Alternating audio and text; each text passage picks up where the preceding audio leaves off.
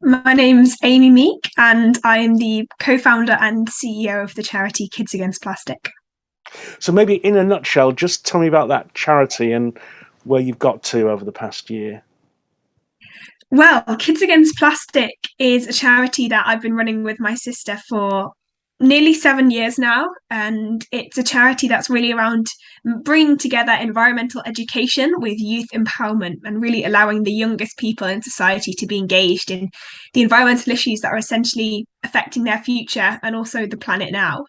So our charity, we do various educational projects. Plastic Clever Schools is our main project at the moment. We also run the Plastic Clever initiative for lots of different sectors alongside that, from local councils to businesses to cafes, etc. And then we also have a team of young people that we've brought together from over 10 different countries around the world. And we're really excited to have over, I think, 240 members of that now. Wow. But since the last time we spoke at COP and since the Waterline Summit, it's been quite an exciting year for our charity, to be honest. We've had our second book come out, Be Climate Clever, which was really exciting. And we've also had our schools initiative be a key priority for us this year. So we've had a few events that we've been running with our partner organisation, Common Seas, around that, which has been really cool. And having attended, certainly been in Glasgow during COP26, and we're almost a year on now, we're about to see COP27. What are your feelings there about the rate of progress and what still needs to be done? I think COP26 was one of those events that I think a lot of people are torn on, especially in the environmental field, because on the one hand, we saw some really great targets being put into place. We actually saw, for example, methane being recognised as something that needed to be addressed, which hadn't really been done before. We saw a real focus on a just transition as well with regards to climate change, which I think is massively important and not been included enough in discussions previously by government. So there were some really encouraging steps forwards, but then on the one hand you had things like last minute changing of wording to minimize the changes that countries needed to make with regards to their climate impact. So yeah, it was a step forwards, but perhaps not as big of a step as we'd have all liked to have seen. And I think as big of a step as the 1.5-degree target really requires. But I think that looking ahead to COP27 now, it really comes back to that question of, well, how are these targets really going to be delivered on in the timescales that they have attached to them? Because, it's all well and good for a government to make a really ambitious 2030 target for emissions reduction or for decarbonisation. But if we're not actually seeing that action done until a year before, and then it's a massively unreachable goal, then that's not really going to accomplish anything. And I think we've seen that a lot before from government in the past with regards to environmental targets.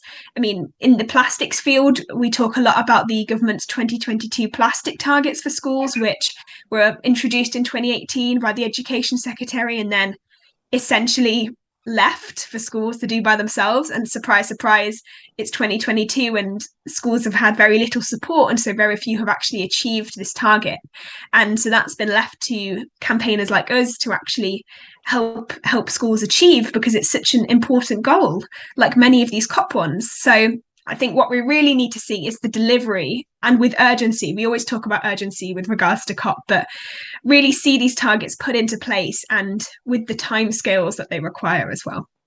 And we spoke earlier to Professor Salim Al-Hook, a well-known international voice.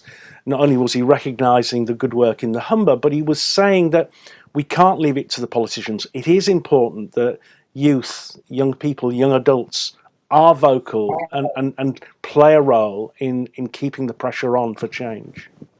Yeah, and I'd absolutely agree, because I think young people, and the work that we've done with our charity has really just proven this to us, that young people, we often underestimate, especially young kids, the potential they have to understand these problems, these really complex scientific problems, but also really be active in helping to combat them. And young kids, are known for having this energy and this enthusiasm and also this passion on something that they become knowledgeable about. And I think that there's so much potential there to harness that energy of young kids and really show them the positive ways that they can get involved in something that they care about. Because eco anxiety, especially, is on a massive rise among young people of all ages, especially younger and younger ages. And a lot of that comes from surveys have been found that a lot of that eco anxiety comes from a feeling of powerlessness and also a feeling of not being listened to by whether that's people in their community and on a small scale, or whether that's people in power, whether it's the governments and the businesses. So there's so much, I think, energy there in young people to really be part of the solution in combating climate change, to bring new perspectives, to bring urgency, to bring energy to these conversations, and really combat one of these rising mental health problems in young people at the same time. So definitely, I mean, I'm not biased coming from a youth-led environmental youth-focused charity, but no, I definitely say young people are a massively important part of the solution to climate change.